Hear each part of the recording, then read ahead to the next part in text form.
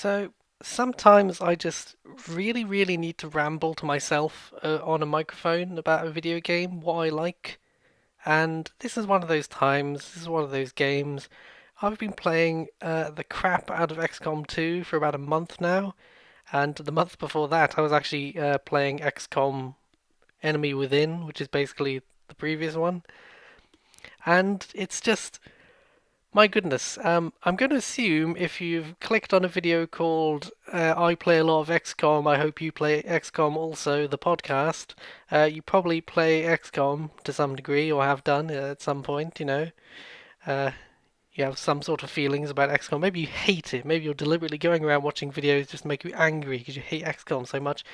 But I'm going to assume you know something about XCOM, except for a very brief sort of, just in case there are people out there who like the sound of my dumb voice and will just listen to anything that I do. I will give a very brief sort of like, what the heck is an XCOM? But in general, I'm going to assume you know some basic parameters of what I'm talking about. So, XCOM is a video game franchise. Funnily enough, it's been around for like 20 billion years, no, about 20 years. Um, and the basic concept for most of the games, at least, is there's an alien invasion. Aliens invade. It's not good. Flying saucers, all that sort of stuff. Bad things happen. It's like signs, only they're not allergic to water. Um, and the Earth's nations, it's just like at least there's something spoilery there. Actually, no, it's just like that thing I won't spoil. The Earth's nations come together and decide they need to fight back the aliens, so they form XCOM, which I think is short for like extraterrestrial combat. I always wondered what it actually was short for. That turns out it was a very obvious explanation. So they form XCOM, and you have to control XCOM as a strategy game. You have to defeat the aliens, and you do this by there's basically two halves of the game. There's like the globe map, the geoscape, where you like build your base and shit, and then occasionally a flying saucer will come along, and it's like, oh no, wooga wooga, you gotta deal with the flying saucer. So you send out your ship, you shoot down the flying saucer. I refuse to call them UFOs, by the way, because we know what they are. They're alien ships. They're not UFOs. That would imply we don't know what they are. They are alien combat ships that want to kill us. Anyway, you shoot down the flying saucer, and then the other half of the game happens when you send in your ground team because you've shot it down, but the aliens are still alive, and also there's some shit you want to steal from the ship. Obviously, fantastical futuristic technology that might help in the war. So you send in your ground team, and this is when the bulk of the gameplay starts. Is you moving your units around on the ground and in turn-based fashion, I should clarify, to outmaneuver and shoot all the aliens, and there might be some other objectives. But the games are kind of notoriously punishing and frustrating, and part of that is just because if you point your gun at an alien, it'll say, judging by where you are and your angle and what cover they're in, you have a 32% chance of hitting this alien, and obviously that's not a good shot. But even if it says you have a 95% chance of hitting this alien, that does mean that about, I'm going to embarrass myself now, is that 1 in 20? Yes, about 1 in 20 times if you try and shoot the alien, it will actually miss. And this is a thing that happens. If you have a 95% shot, it's basically guaranteed to hit. Basically. But there is the one time in 20 where just at the worst possible moment it decides not to hit. And you're like, no! So because of that luck element that's inherently baked into the game, you do get the... it's like D&D or anything like that. You just get the occasional unbelievable strings of bad luck where like three guys miss a 90% shot in a row, and you're like, oh, statistically speaking, that was like, gold turning into oxygen. What just happened? Um, so anyway, that's the basic gist of XCOM in my traditional, extremely concise fashion. Um, and I played XCOM Enemy Within, and I enjoyed it a lot. I had significant like issues. It's a sort of game which I enjoyed a lot, but at the same time, the more you play it, the more obvious its failings became apparent. And I'll probably talk about that off and on while talking about XCOM 2. Now, XCOM 2 is immediately interesting because the previous game use the standard XCOM format from 20 years ago, where it is just, aliens invade Earth and you have to fight them off. But in XCOM 2, they took the interesting approach of saying, actually, canonically, in XCOM 1, you failed. You tried to fend off the alien invasion and you failed, and they won, and they like overthrew all the world's governments and put in their own dictatorship. They've just completely taken over the world, and things are fucked. Basically, I say basically, considerably fucked. Yes, relatively fucked. And then 20 years later, XCOM, having gone into hiding, XCOM re-emerges not as a government-funded organization anymore, but as like a rebel resistance faction trying to organize all the disparate resistance groups across the globe in order to try and rise up against the aliens, who, of course, now the aliens are an entrenched threat. They've taken over the planet. They've had 20 years of like probing all the cows or whatever it is they wanted to do all this time. So they are a well entrenched cow probing machine at this point. They have a production line. It's all it's it's not you are the gorillas now. You are the ones doing slash and burn, dive in, get the thing, get out sort of raids. I must confess, my voice just in the last 2 seconds has gone. It's okay. I'll drink some beer. That will help. Oh. I'm actually minding my parents' house today, which is very exciting. I usually live in a flat, but they've gone off to holiday somewhere, like Portugal, Iceland, Japan. It was one of those, somewhere different, somewhere foreign, as my racist old uncle would say. Um, but the good thing is they bribed me into watching the house with beer and pizza, so I'm just sat around talking to myself about video games, drinking Guinness. It's good. I'll have some pizza later. It's all good. But XCOM 2, I love the concept is very, very cool to me. The idea that, first of all, it's just fun to think that even after all your hard work in the first XCOM, you actually failed. So in XCOM 2, it's like you lost. You got the rubber band is on the other claw now. You've got to. The game functionally is it's. What's really impressive is they managed to make it functionally recognizable as XCOM, and yet they've really not just made a bunch of general improvements. It feels distinctly different. You feel like this guerrilla organization sort of just scraping by for most of the game. And I suppose I'll just talk about it in rambling fashion. One of the first things I noticed that's significant in XCOM 2 is apparently because they really wanted to try and make it less easy to just kind of turtle up, slowly move through the map, like one turn at a time. There's an ability called Overwatch, which means that you put a troop into Overwatch and he ends his turn, but that means if an alien moves into his line of sight during their turn, he gets a free shot, which is useful because obviously if they're moving, that means they're out of cover. And there is an aim penalty on Overwatch, but it's usually entirely worth it if they're out of cover.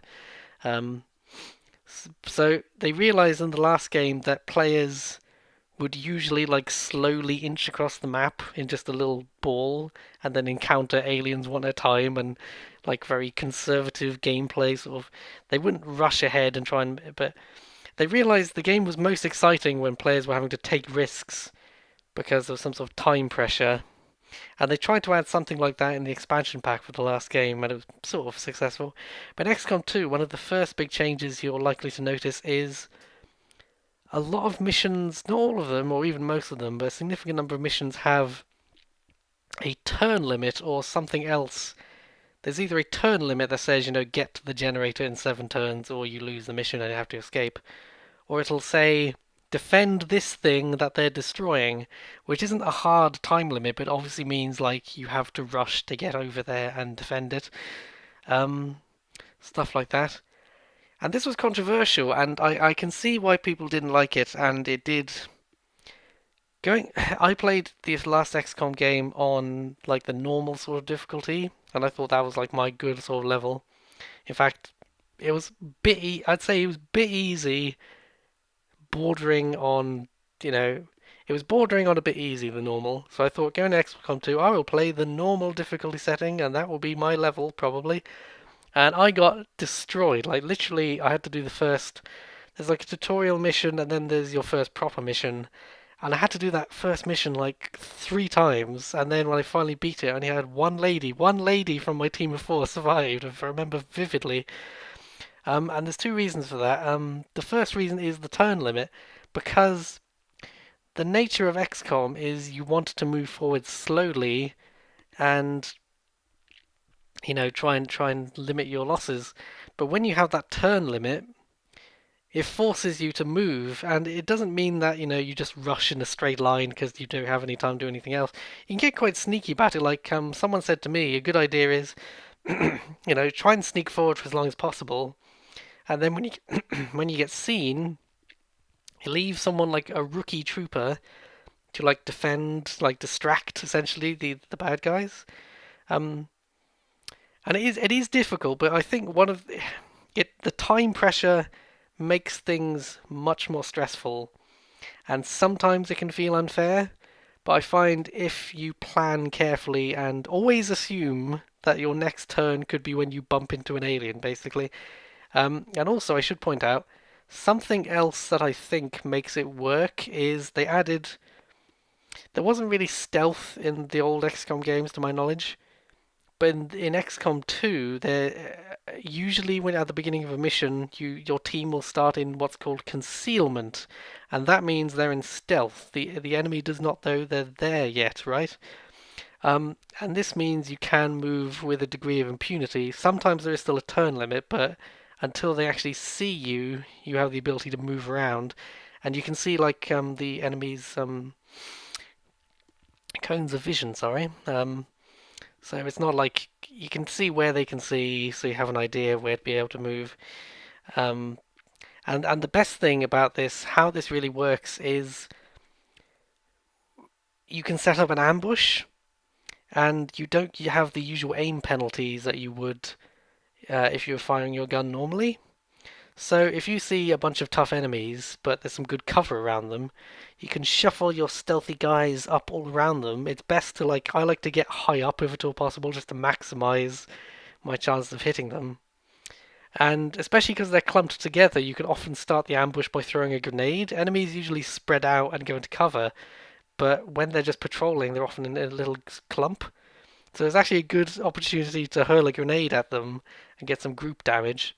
So what you do is you put all your guys in a circle, and then when you're ready, you put all of them on Overwatch except one of them who will launch the initial attack. And when one of your generally when one of your team is seen, all of your team becomes that turns off the stealth mode, and your team is now known.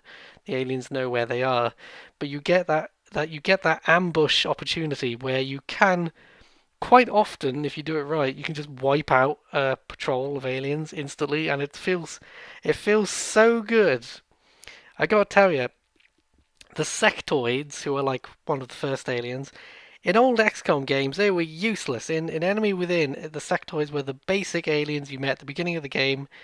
They had like 3 health, which is nothing. They hardly ever. As soon as you know how to play the game, sectoids are no threat at all. The only thing they can do is sort of buff people with their brains because they're psychic, and they give them a bit of a buff, but you just shoot the sectoid and it goes away. Now, sectoids in XCOM 2, they directly address this in the lore as well. It's not just a mysterious upgrade that's never addressed. Um, the sectoids in XCOM 2 have been genetically upgraded, so they are far, far more annoying. In fact, there's something in games. I mean, have you ever watched a movie and you're like, oh, this villain, he's a real naughty villain, but I really like him. You love to hate him. And I feel that way about sectoids because if I'm doing an XCOM mission and one of these new XCOM 2 sectoids appears, my genuine reaction is usually, oh fuck.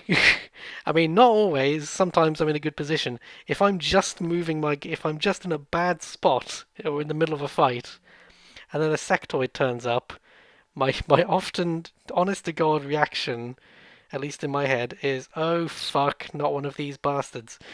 And this is because quite unusually, that there are several ways in which XCOM 2 is significantly harder, at least to begin with, than the previous game.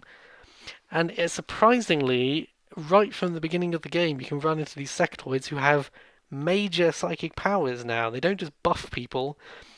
Let's go in ascending order. The first horrible thing they can do is they can actually raise zombies out of enemies you've killed or your dead teammates. So Jim the sniper has just been killed, and then the sectoid, from quite a good range, decides to resurrect him as a zombie. Now he can't shoot you or anything, he's just a stupid zombie, but he will shuffle around, he'll shuffle up to your guys and like thwack them and do a decent amount of damage, and he takes a few shots to kill because he's a zombie. You know, they don't really feel pain. Except for Return of the Living Dead, which is an underrated zombie movie where they do feel pain and they have to eat brains to alleviate the pain. Maybe that's also the law in XCOM 2, who knows? That would be amazing. Not as much gratuitous nudity in XCOM 2 as in Return of the Living Dead. Tragically, mods, please. There's a good. It's got Steam Workshop support, so hoping naked mods exist. Anywho, I got distracted by the thought of tits. So they raise the zombies and they're annoying, but again, it's the same with any of these psychic abilities. In XCOM, if someone is doing something psychic and you kill them, that will turn off any psychic abilities they were doing. Um, so having your own teammates raised from the dead and try to eat you is obviously not good. The other thing they do is try to mind control you. Now, the one blessing of this is when they will try to mind control your squad mates, and about 2/3 of the time they don't quite manage it, and instead they just panic your teammate, which makes them like they'll usually either like run away for a bit or like hunker down behind cover, or sometimes they just panic fire, which can be very, very bad if they decide to shoot one of your guys, but can actually be helpful sometimes. They might take a panic shot at the sectoid. This has happened a few times. They take a panic shot at the sectoid and actually kill them, which is always amusing. Um, but the absolute worst thing, this entire thing is like a 10-minute sequence now. I'll wrap it up soon about the sectoids, but the sectoids can also mind control your people, and that is the worst thing. Like, I'll be fighting them, and I see the sectoid, he gets up, and he gets this, like, purple aura around his head, and I'm like, don't you fucking do it, and he starts shooting his psychic power at my grenadier, and I'm like, don't you fucking do it, and then it comes up under my grenadier as mind controlled, and I'm like, no, you goddamn. And the mind control is interesting because it's obviously horrible. The good thing is it only seems to last 3 or 4 turns at the most. Sometimes it wears off very quickly and doesn't really affect you, but you can also get items to make a soldier immune to it. Like almost as soon as you meet a sectoid, you can get this item which lets you be immune to the mind control, which is obviously very good, but it does mean you can't equip armor or something else in that slot instead. XCOM 2 is very good at that sort of thing, where it's like, here's this really useful ability, but oh no, if you use that, you can't also use this. And I'm like, oh, so you have to make these horrible decisions. It's worth it though. It's worth it just for that time when a sectoid tries to mind control the one guy who you've got the mind control immunity on, and you're like, haha. um, but even the funny thing about the mind control, though, I will shut up about this soon, but it's funny how sometimes you can either throw like a flashbang at them to like disorientate them so they're not a threat for a couple of turns, or you can just run away from them. And the other thing is, it is possible to shoot them. If you've got a mind controlled squad member, it's entirely possible to just kill them if you want. And honestly, if it's a rookie, that's actually genuinely worth considering, because in a horrible, cynical, for the greater good sort of way, a rookie soldier is entirely expendable, and if he's just been mind controlled in the middle of your squad, and you're very worried he might kill one of your valuable soldiers, it is actually entirely worth considering shooting him, especially if you don't currently have a good shot at the sectoid controlling him. It's entirely worth considering, casualty of war, he knew what he was signing up for. Sorry, Jimmy. Forget Billy. Billy's dead. Uh, Anywho, I'll stop talking about sectoids now. But my point is, you knew what you were getting into with this podcast business is rambly as shit. I should put a disclaimer on these things. Um, my general point I was making there, though, was XCOM 2 is significantly harder than the previous game. Even for someone who played like 40 hours of the previous game, going to the normal quote difficulty on XCOM 2 is not even called that. The difficulties go like rookie, veteran, commander, legend. So it's rookie and then veteran. There's no like lieutenant or anything in the middle there. It's rookie and then veteran. And that should have warned me, really. But the description says, like, for confident XCOM players. I'm like, oh, I feel confident. I was pretty confident last game. Um, but the game as a whole, I if you're like me and you played the last XCOM on sort of normal difficulty and you felt, pretty confident, I would genuinely recommend try the game on rookie to begin with, and just until you learn the subtle differences. It's not just that the game is harder; it's just that there are also things that are slightly different. And until I'd worked them out, like for instance, in the previous game, reloading would always end your turn. Now that means you could do something like move a bit and then end your turn by reloading, but you could never reload and then do something else. The reload was always the last action of that turn. That is no longer the case in XCOM 2. It's possible to reload and then shoot. You will have used up one of your 2 action points for that turn, but it's possible to reload your gun and then keep shooting, which was like a significant hiccup in the last game. And I think that sort of embodies XCOM 2 gives you a lot more options, a lot more useful abilities. Actually, this is a classic example. In the last XCOM, you had snipers, right? And snipers were really, really powerful, frankly OP. And the main reason they were overpowered was because, of course, they could be at the back of the team and have long range and deal considerable damage without being in much danger.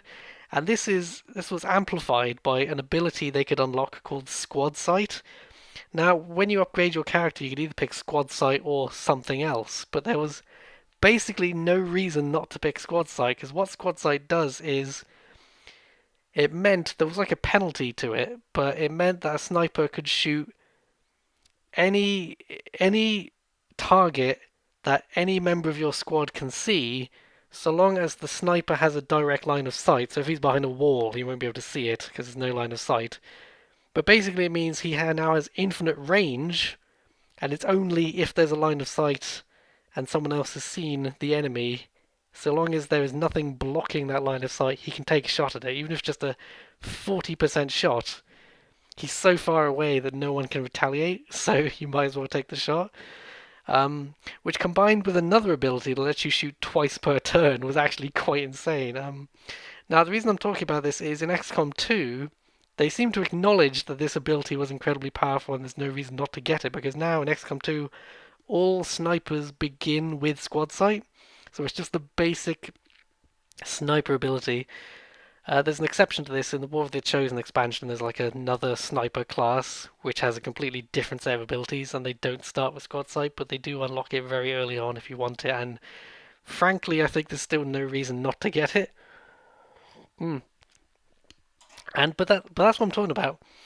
XCOM 2 is a harder game, but it gives you more options. So if that's how it feels fair.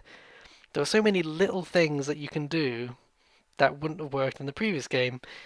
For instance, in the last game, there was a bit of a problem in the last game where Overwatch was very, very useful, but it had an issue where, like, the concept of Overwatch is that if an alien moves in your line of sight, that unit will get a free shot trying to shoot the alien.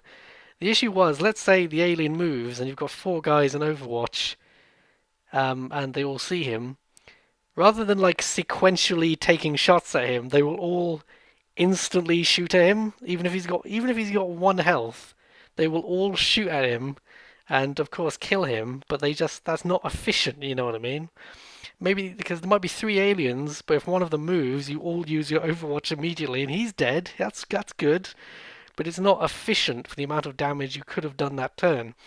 That's how it worked in the last game. In XCOM 2, it actually works sequentially, where, you know, each person will take their Overwatch in sequence. So if you kill the first alien that moves, your next guy in Overwatch will then have a chance if there's another alien to take a shot, Rather than just unloading all at once and inevitably wasting half of your shots, they will actually do it in sequence. Now, I think in the last game that might have been a deliberate design choice in the last game because it did seem odd. And it might have been a deliberate attempt to kind of nerf Overwatch because it was so powerful in the last game. Overwatch is still an incredibly useful ability in XCOM 2, but the fact that the rest of the game is so much harder does mean that you having the more efficient Overwatch feels necessary. Something as simple as I'm kind of they in the last game they never had an Overwatch indicator. Because aliens could do Overwatch too. By the way, I should point this out. Aliens could also do Overwatch, and there was never a visual indicator for this, which sounds bizarre, doesn't it? Like if you think of a strategy game, it's like not knowing how much health an opponent has. It just sounds bizarre. You didn't have the information you need. But you would see them. It would say like Sectoid has gone into Overwatch, and you'd see that. But then you just have to remember that that unit is in Overwatch for that turn, which I never could.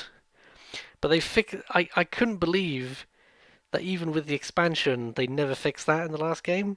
But with XCOM 2, straight from the beginning, there is an Overwatch indicator over any unit who's using Overwatch. So, which is something I like to do. Before I move one of my units, I will always glance around and make sure there isn't someone on Overwatch that I've forgotten about. I still occasionally forget, um, but I do.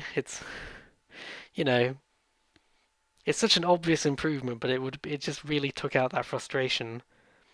And there's also a very good feature which I don't know why it isn't on by default. I appreciate the option to turn it off, but there's something called target preview, which is if you've got a unit sat somewhere and you do the aim, you can see what targets they can hit from where they are.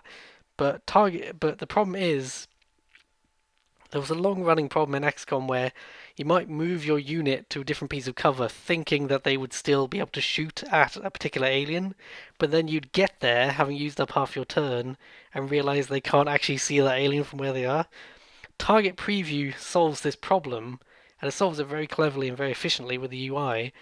It shows if you hover over a space without clicking on it, it will tell you which alien units you'll be able to see, and it'll also highlight if you're flanking an alien, which is so important. One of the other ways in which, yeah, I mean, I thought at first it might be too helpful, but as soon as I realized how hard the game was, I was like, no, I need this. I need it because it just gives you that info. It takes out the mystery of like, if I move, I will hover over and I'll go, oh no, I can't move there because I won't be able to see him anymore.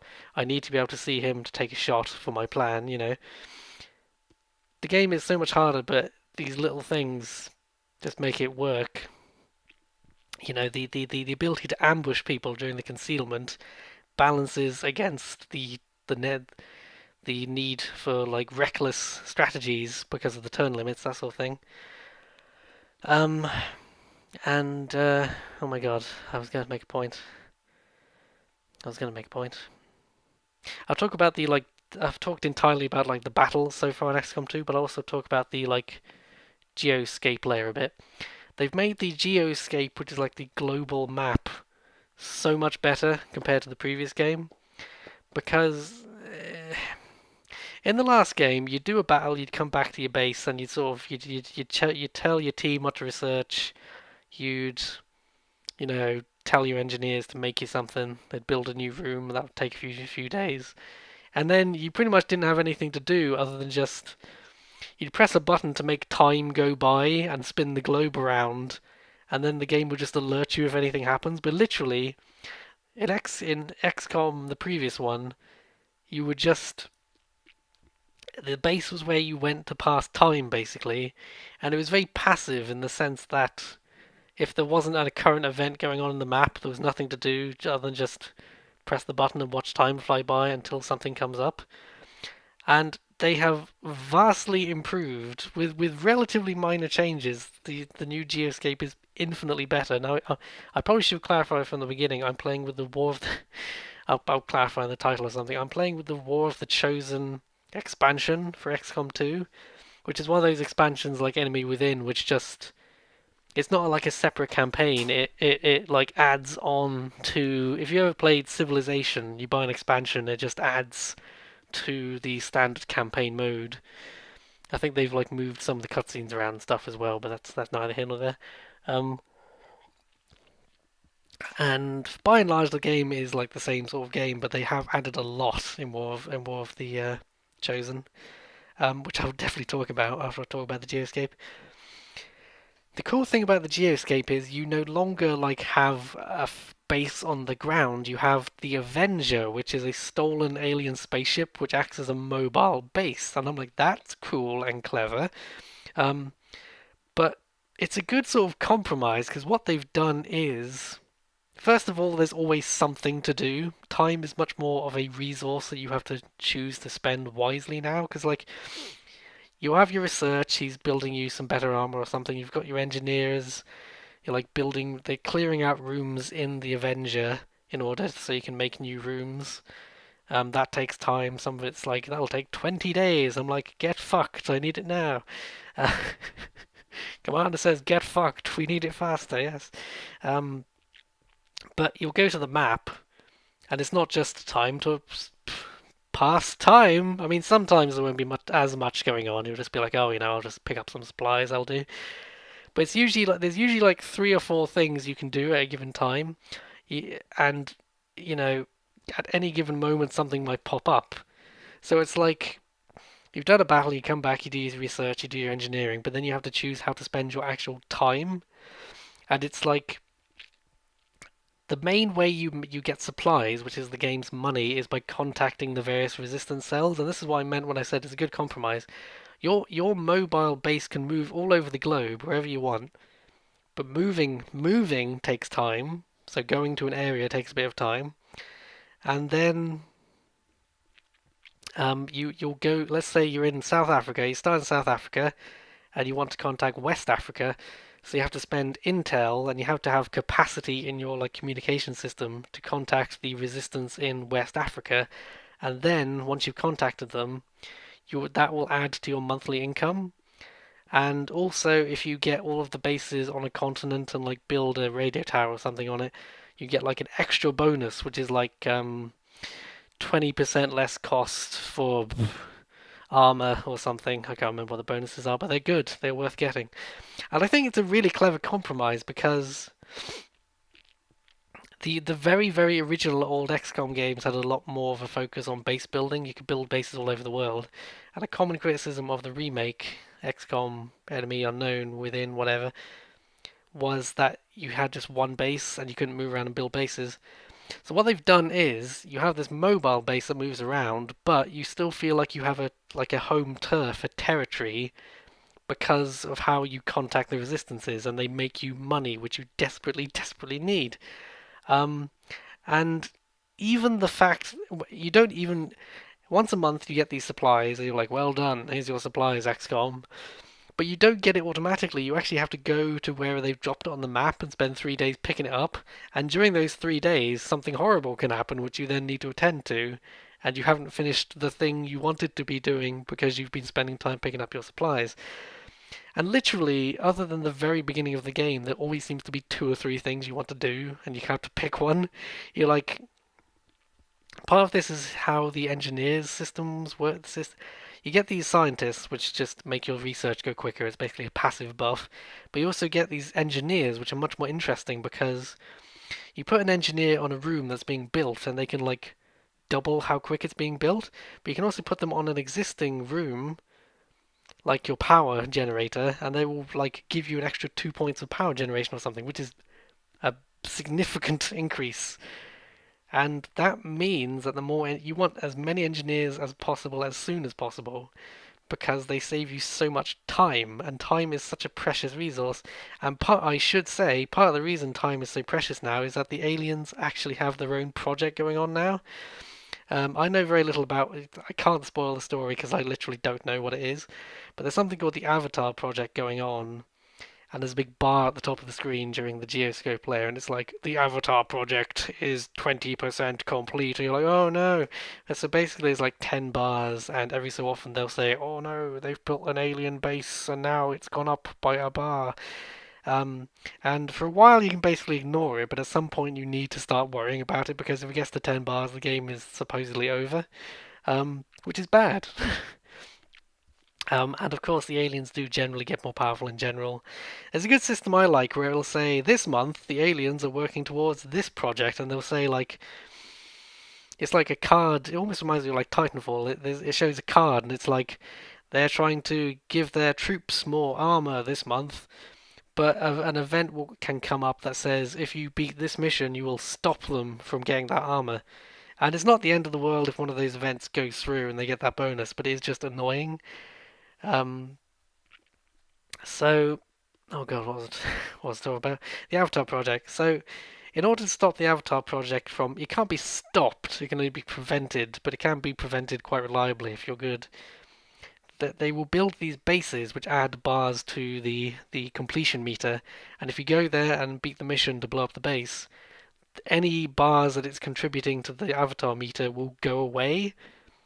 So that's like a constant like objective you have to worry about. You might be in the middle of doing some other mission, and then it's like, oh no, the avatar project is 3 bars away, and you're like, oh no. So you gotta do this thing. Oh no, so you gotta do this thing. My descriptions really are legendary. Um, that's me being sarcastic if it wasn't obvious.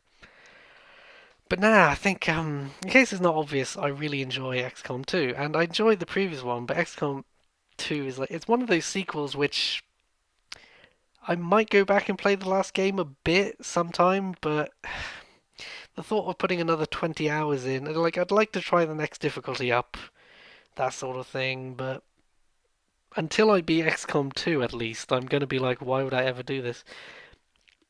There's just so much going on. There's incredibly, I might not have mentioned this entire half an hour video. One of the crucial key factors in XCOM that adds so much excitement is the all of your troops can die permanently if you're not careful. Let's say you've got Jimmy the sniper, good old Jimmy. He shoots aliens between the eyes. It's good. He enjoys his job. Um, well, you got Jimmy the sniper, but you're an idiot one day and you put him in the front of the pack for some reason, and he gets vaporized by a random laser beam, and Jimmy's dead now. He's gone. Forget Jimmy. Jimmy's dead. Um, it doesn't matter if he was a rookie or like a colonel, or it doesn't matter if you had him for 20 missions and then got him to maximum rank and gave him all the best equipment. He's now gone. Um, and you can pick up like upgrades that a soldier has dropped when they die by running over and picking it up before you finish the mission.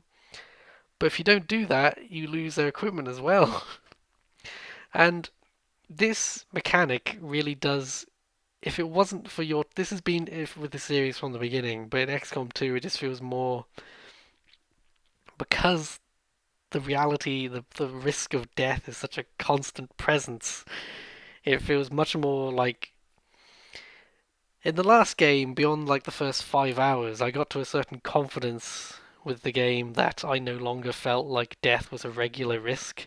It would occasionally happen, but XCOM 2, there's been literally already so many occasions where I said earlier with the sectoid, I'll be walking along and their sectoid appears and I'm like, oh no, you fucking don't. And it's when you're in the middle of a bad fight and then someone else turns up and you're like, oh no, oh no, oh no, and there'll be Jimmy the sniper and I'm like, don't you fucking kill Jimmy the sniper just when he's you flanked him, don't you fucking dare. And then like the randomness, because I mentioned every shot is on a percentage, so it's not like a complete, because of the randomness, it is the best and worst thing about XCOM because sometimes you'll have the perfect shot and somehow it misses and your entire plan goes out the window. But also sometimes an alien will come up behind your best soldier, and you're like, oh please God, don't kill Jimmy the sniper. And somehow they miss. And you're like, oh, thank fuck. And because they've run up right next to you, you can then usually get a shot straight back at them. The enemies in general, I noticed I had to adjust my strategy significantly in XCOM 2 because they are much more prone to trying to flank you than the previous game. And it's and I'd heard that before I played it, but it's only when I started playing I really appreciated. Now in XCOM 2, it's a very interesting dynamic because you want to flank the enemy so that you don't have to shoot through their cover, so you have a better shot. Obviously, makes sense. But the problem is, if you get right behind them and then your shot misses, you're probably now an exposed target for them to shoot back at. And even if you kind of, especially the different enemy types, after a while you kind of get an idea of how far they can move on each turn before attacking. Because the enemies basically have the same rules as you. They get two like turn units every turn, two moves every turn, and they can move a bit and then reload, or they can reload and then take a shot at you, just something like that. Firing will usually end your turn depending on what abilities you have. Most of the time, firing your weapon will end the turn, even if you had another another turn unit. I don't know what you call it. Um, so basically, even if I have a good shot at an enemy, sometimes I will move my soldier back a bit just because I don't want them to miss and then get flanked and just pulverized. Um, oh god, sorry, I was talking about the permadeath thing. The permadeath thing, it really does add the game. I'm sure there's probably a mod that makes all your soldiers like invincible or something. No, that'd be terrible, actually. If you just had four soldiers who they got shot at and then they healed after a while, it would be so much worse. Now I should say, sometimes a soldier. I'm not entirely sure how it works. When a soldier runs out of health, sometimes they don't die instantly. Sometimes they go into a bleeding out mode, whereas like you have like 5 turns to go over. You need a medic to go over and like stabilize them, so that they are out. They are out of that match. That mission. They are gone. But if you can stabilize them and then bring them back to base, they will survive. And you do get those once or twice. I've had to escape a mission rather than complete it. Oh no, there was an amazing one actually where I was doing really bad at mission and I lost all but 2 people, and one of them was bleeding out, but I managed to stabilize her. And we were in like deep shit right next to there's like the escape area you have to get to so you can evac. Um, we were in deep shit right next to the escape area, and I got my soldier to like. I was in a position where she had no health and she was going to die if she stayed there, basically. So sometimes you just have to be proactive in XCOM, and rather than just sit there and hope no one shoots you, you have to just take a risk and run or take the shot, even if it's a bad shot. So what I did was she picked up her like unconscious bleeding friend and just ran for the escape route, even though I knew she was going to be. There was someone on Overwatch, and I knew she was going to get shot at.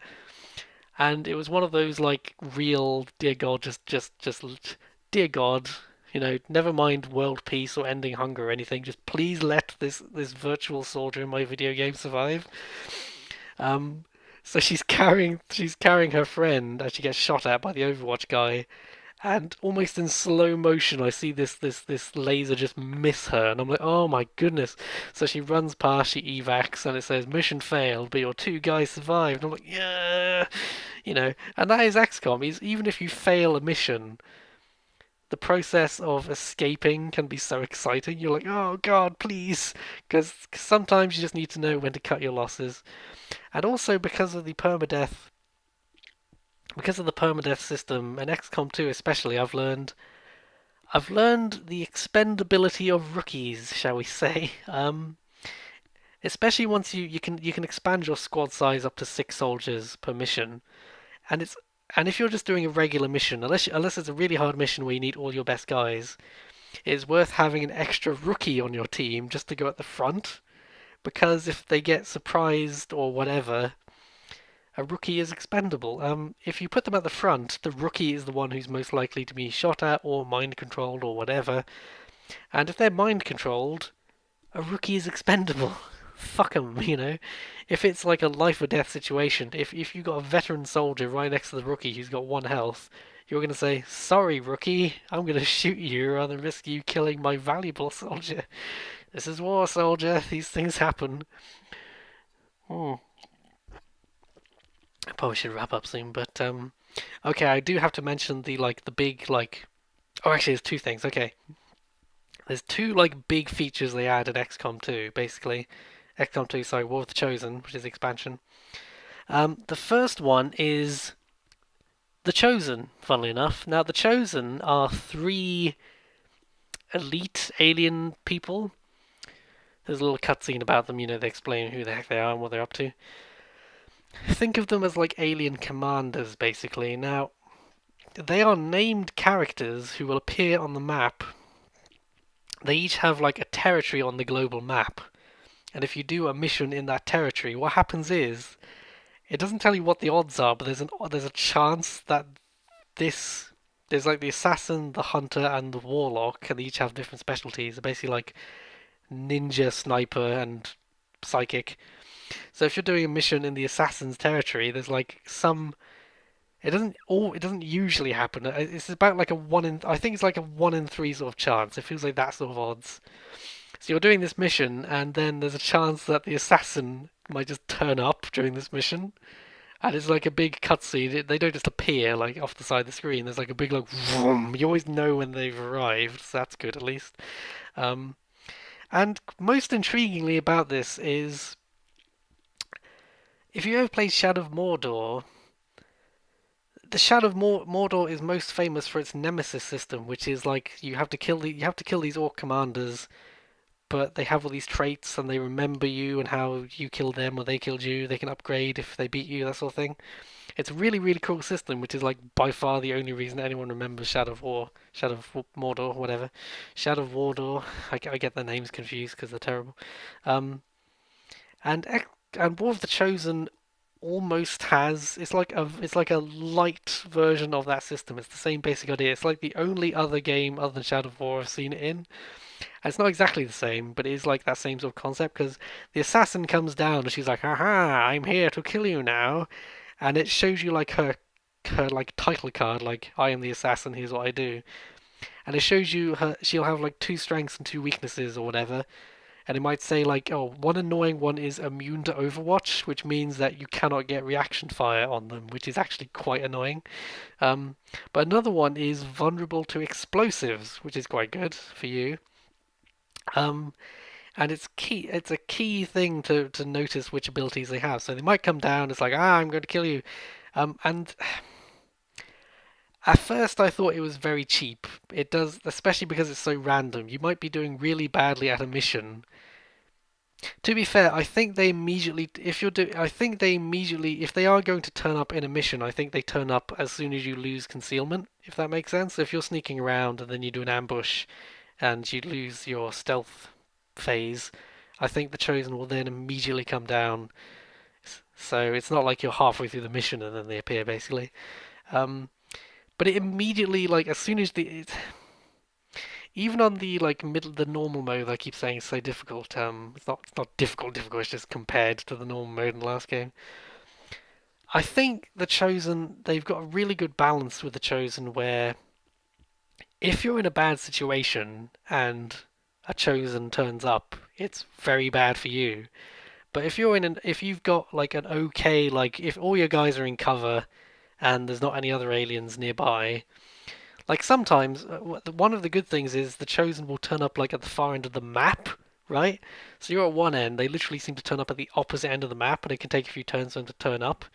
Um, so you might actually often have time to kill any aliens you're currently engaged with, and then get into good cover, so that when the Chosen turns up, even if you can't get an Overwatch ambush on them, you can still, put your rookie at the front, so he's picked off, and then everyone else can just open fire with a rocket launcher. It's great.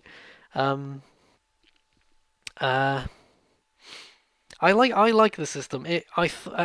This is why I recommend if you're just an average XCOM player like I am, I would recommend trying a rookie just so Try it on rookie, see how you're doing, and if you've played for like 5 hours and you think it's too easy, start over on veteran because now you know the basic systems.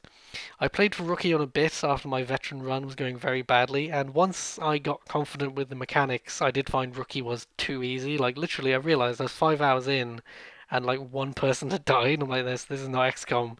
One person dying is not XCOM. So I had to restart. I'm currently enjoying veteran because I have that like base knowledge, base knowledge, buttery biscuit base. Yes. Um, so I think the chosen. I thought the chosen combined with the turn limits in some of the missions. It can be very challenging, but I think especially because most missions you can also escape from if you want to, and I was impressed. You could escape from missions in the last XCOM as well, but in this one you can often, not always, but often, you can press a button and choose where the evac will pick you up from. So potentially, if you're all in a clump, you can just put the evac right next to your group, and then the very next turn, just all get in the evac thing. And when you move into like the evac square, where you can be airlifted out, you get like a free turn basically, which is used exclusively for evacing. So even if you've like reloaded and fired a shot, you can then evac as well if you want. So that's quite nifty actually. You can turn up, shoot at the aliens to save your friends while they're trying to escape as well, and then zip out. And then your friend can come over, free to escape.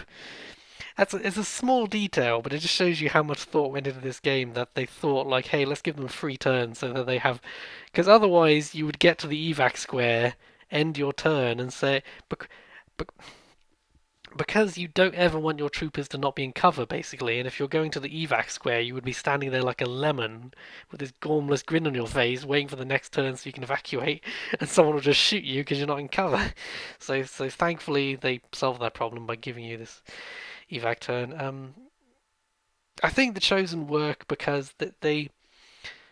The other reason the Chosen work is they're added by the War of the Chosen expansion, and War of the Chosen also adds a bunch of things like new classes that are very powerful, and you can get them right from the beginning of the game potentially. So that as well balances out, and I think that's good because XCOM 2, I've mentioned before, in so many ways they give you a bunch of abilities which, for instance, the basic healer. Very early on, you can get your healer to get an ability that lets them heal teammates seemingly with no range limit. They have a little robot which they send out, so rather than physically having to move your healer to the other squad mate in order to heal them or stabilize them, they can heal them, they can cure their poison, they can revive them, I think, from the other side of the map. Literally, they like heal this person, and the little robot just goes over and does it, and there's no penalty to doing that. You just have so many charges. It's just like a regular medkit. You only have so many charges to do it. But I'm like, in the previous XCOM, that would have been vastly overpowered and completely break the game, basically. But because XCOM 2, the aliens have so many new tricks up their sleeves, like for instance, mind control straight from the first mission, which is what I thought was mad at first.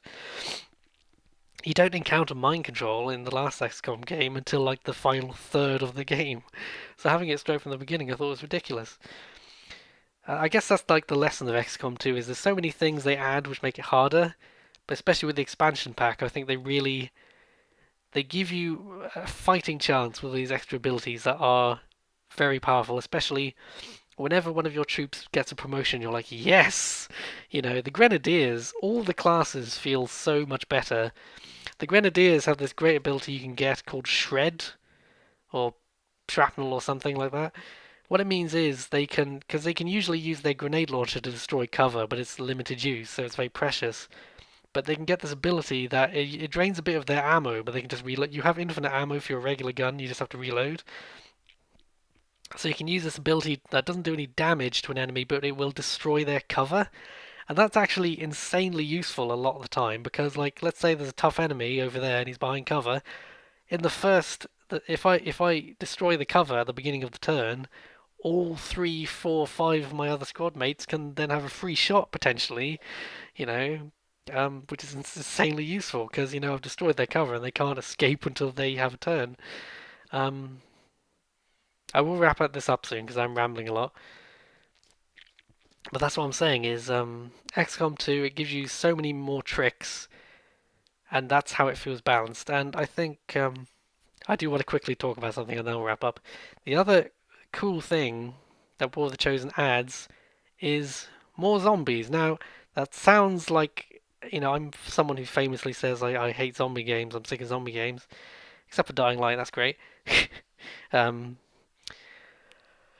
but there were the psychic zombies that already existed in the game that the sectoids could create. But what the War of the Chosen also adds is the Lost, who are a separate and entirely unique form of zombie. Well, they're not. They are just zombies, right? How it works is a mission that has the Lost in it will be how you approach the mission is completely different. How it works is it basically adds like a horde mode effect to any mission that they're in, because the Lost will just come in waves and they will come seemingly forever. um, like you'll have the usual stealth bit at the beginning, but as soon as they know you're in the area, they will just keep coming in waves. Like I think it's every 2 or 3 turns a new wave of them will come in, and literally there can be about 10 of them come in at once. Now, usually in XCOM, fighting 10 enemies would be ridiculous. That would never work. How they made it cool is you've got your XCOM trooper and he wants to shoot one of these lost zombies. She fires a shot and he kills a zombie. He then gets a free action, which means he could potentially kill 10 zombies in a row if there is a limit to it, because so basically it lets you chain shots. So long as the zombie dies, you have a free action which you can then use for anything, but it means you could potentially just keep shooting zombies. The only limit to it is you'll need to reload, of course. So you might shoot the zombie and they run out of ammo, so you'll reload. But then you might, so long as you then still have another turn, you could continue shooting zombies, but you will inevitably, every time you reload, that uses up an action that you can't get back. So you will eventually run out of ammo after. You can reload twice usually, and then your turn will end. But it's literally not uncommon. If your soldier's in a good spot and there's 10 zombies, they could quite conceivably kill 10 zombies. Because if you've got like an 80% chance of hitting them, they could potentially kill. Like, it's very common to kill 5 zombies in a row. Let me put it that way. And I think I didn't think it would be a memorable feature, but it really does add. And I think part of it is this wasn't explicitly clear in how the game introduces them, but the Lost will also attack alien forces independently, including, which I thought was most impressive, if your squad is still in stealth, but the zombies encounter some aliens, they will start attacking each other, and they have no idea you're still in stealth. That doesn't affect you and what you're doing at all, except that now the zombies and the aliens are killing each other. And the aliens, they get the same free shot effect that you do. So it's helpful. It's helpful in that they clean out a bit of zombies, but the zombies will keep coming. So effectively, the zombies just kill the aliens for you. The only downside to it is that, before they encountered the zombies, the aliens were sort of patrolling in a quite a predictable fashion, but now they are like running around trying to shoot the aliens, so they could potentially run into you when you weren't expecting them to. But other than that, it's a very cool. It really adds a lot. Whenever there's a mission with the Lost in it, it doesn't feel like anything XCOM has done before, and I was surprised. And it seems like such a small thing, but it's like I'm impressed. I didn't mention. I said at the beginning I might mention Invisible Ink, and I never did again. It's like Invisible Ink and how it is a very XCOM-y type game, but it's all about stealth. Which, XCOM 2 has stealth in it, but it's not the focus. Invisible Ink is all about the stealth. Hmm. So if you go from playing XCOM to playing Invisible Ink, it's like this is familiar, but it's significantly different, and that's exciting. So I just had to mention the Lost zombies, because they are not a gimmick. They add significantly to the game, and they're well done. I was impressed with how cool they were. Even there's a cool feature as well where it's tempting to use explosives on the Lost because they tend to clump together and they often don't have a lot of health. And you can do this, but the issue is it will cause the next Lost swarm to spawn like a turn or two sooner, which can be bad. But it really changes. I will shut up about this soon. But it really changes just how you.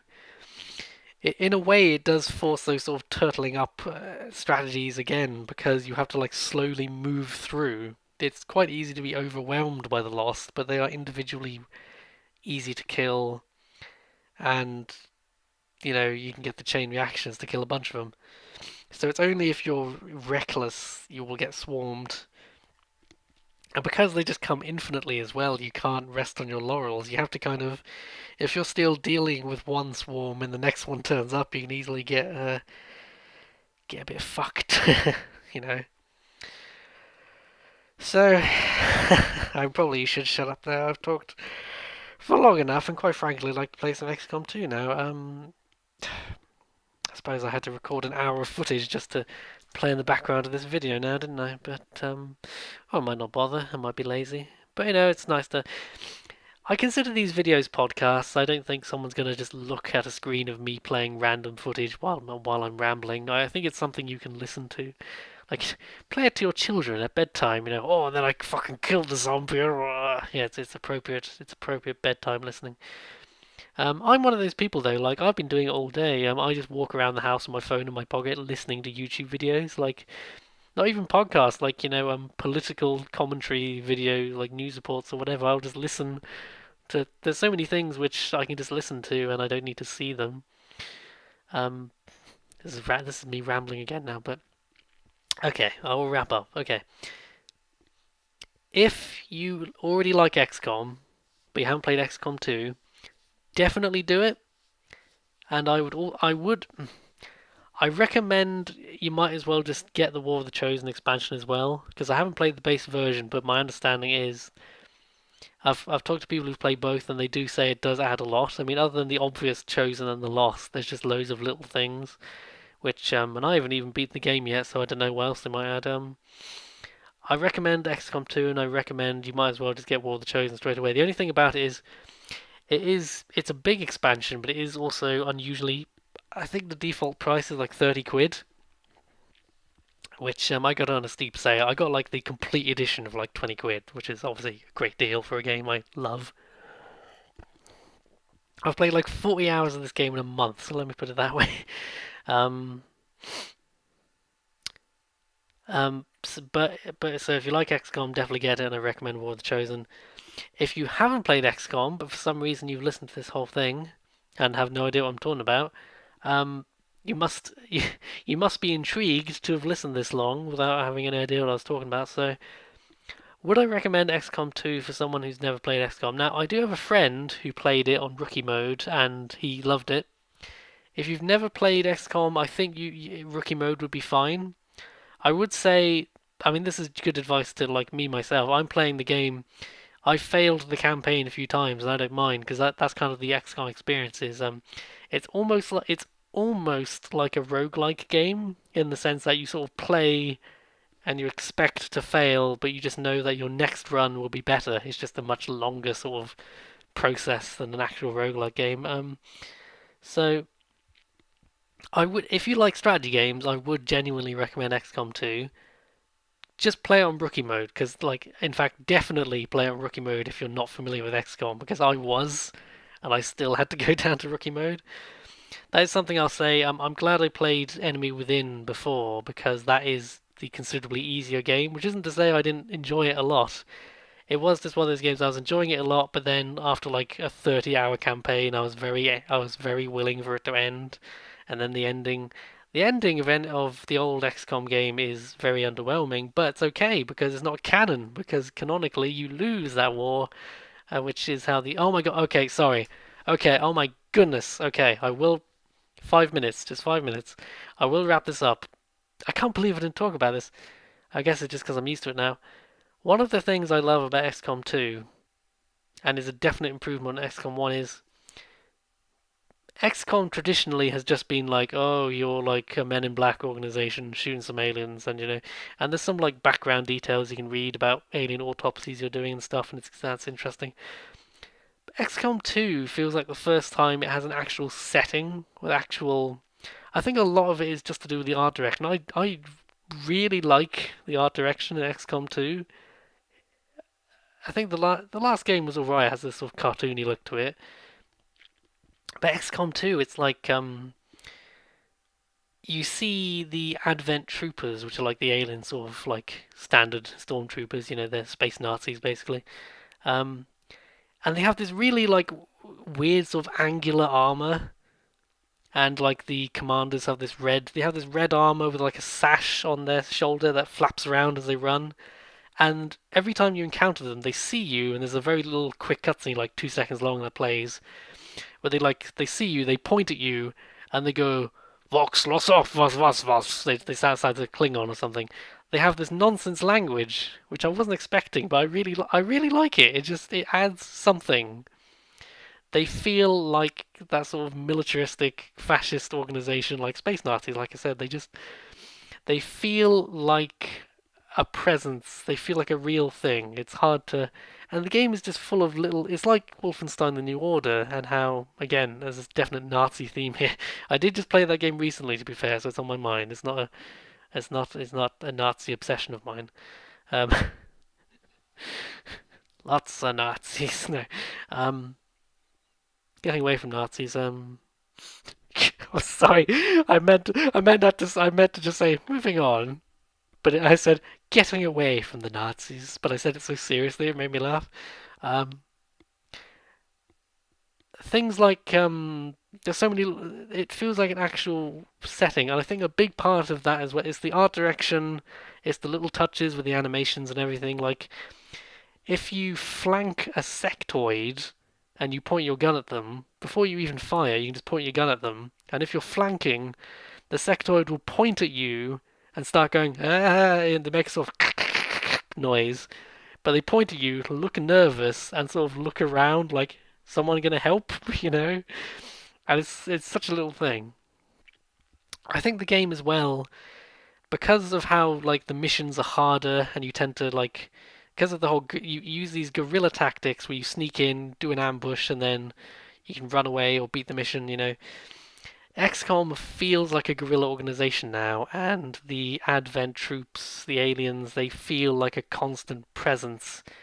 And there's this weird architecture to everything, and you know, there's a they feel like an actual presence now, whereas the aliens before were always a bit cartoony and random feeling. Even something ridiculous, they have these vipers now, which they're snake people. They are snakes with arms, and they can shoot guns and stuff. But they can also grab you with their tongues and wrap you up, and also shoot poison at you. They're actually quite annoying. But they're just cool. And as soon as I looked it up, a lot of people have drawn fan art of these vipers specifically because they are cool, you know. And it's like actually, I think I said about an hour ago, I love to hate the sectoids. I hate them. As soon as I see one, I'm like, oh no, you don't, fucking sectoid. But I love to hate them because they are annoying, but they're not like they're not like they don't feel unfair annoying. They just feel like, oh look out, it's one of those. Here he comes. And I think a lot of big budget games these days have this problem because like you play Call of Duty, there's only so many ways that they can make the enemies in Call of Duty different. So a lot of them are just like generic bad guys. That's why Call of Duty generally does not really have boss fights because mechanically there's not much they can do to differentiate one enemy from another. So it's just like, oh look out, he's got a grenade, or look out, he's got a shotgun. And like shotgun is like the most you ever get really. Um, whereas XCOM 2, it's a combination of like the art style, the decent world building. There isn't much actual story other than just like the events of you like going along and getting attached to your characters. You get so attached to your troops and it's so tragic when they die, but it's so amazing when you get that impossible shot and you kill the Viper. And I told my story about getting the like, come on, we gotta run through the gauntlet to get to the escape pods, and we did it, and it felt amazing. I think I've lost the next mission anyway. Actually, but I will wrap up now. But I was just surprised I hadn't mentioned the art style. I love the concept. I did mention that I love the concept. To be fair, the whole post-apocalyptic situation with the aliens. I will wrap up. I'm actually genuinely going to wrap up now. Okay, wrap up for winter in April. Well, it did snow in March, twice in March, even down in the south of England. It was very bizarre. I loved it because I was a pedestrian, but if you drive a car, it's terrible. Okay, back on topic. XCOM 2. Play it. It's good. I'm not going to repeat myself from 10 minutes ago. If you like strategy games, definitely try it. Try it rookie mode. If you played previous XCOM games, try it. I'd still suggest rookie mode for your first go, unless you're an actual hardcore expert from 20 years ago, then veteran will probably be fine. If you're an average person like me, I recommend rookie mode for your first go at the very least, you know? Because I love it. I think it's not that I don't have problems with it. The biggest issue with XCOM 2, just like any XCOM game, is, which is why I recommend rookie mode, because it is frustrating if you lose too many early battles, if you lose too many of your best soldiers by like the midpoint of the game, you really might as well restart because the aliens will continue to get stronger and the Avatar project will continue to make progress.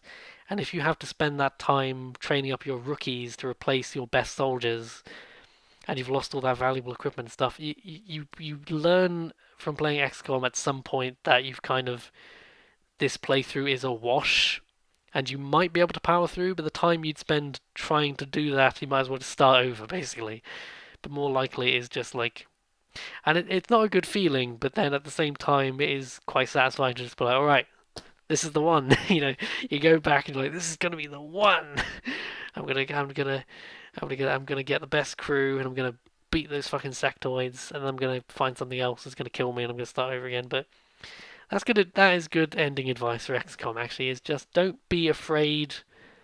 Approach your first couple of playthroughs on the assumption that you're not going to beat the game. Okay, especially on anything other than rookie mode is genuinely quite hard. I'm playing veteran right now, and I don't think I'm going to beat the game, but I'm getting better with each attempt.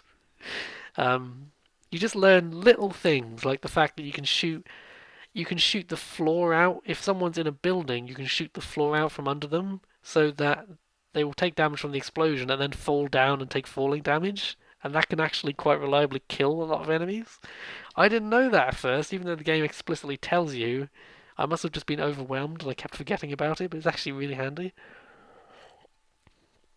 Um, XCOM is one of those games which it's like Dark Souls or any other hard game is, you'll play it and you'll go to your friend's house and you'll say, "Oh my God, I have this amazing story from XCOM.